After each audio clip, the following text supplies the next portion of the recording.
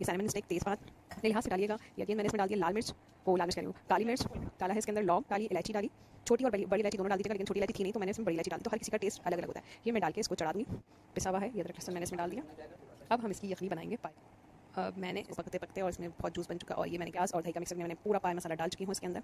ये देखिए इसके अंदर मैंने ये डाल दिया। अब इसमें ऐड करूँगी अदरक लहसुन। ये देखिए अदरक लहसुन ऐड कर लिया। उसके बाद मैं इसमें करूँगी तेल ऐड और फिर इसको मैं भूनूंगी। ये देखिए अदरक लहसुन अपने लिहाज से डालें। अब मैंने इसमें थोड़ा सा जो ग्राइंडर में रह चुका था मजीद इसमें मैंने पानी डाल चुका है। अब मैं इसमें डालूंगी पाए। नजर आएगी, बच्चे बड़े सब शौक से खाएंगे। देखिए भुन चुका है। इसके अंदर मैंने इसकी यखनी डाल दी।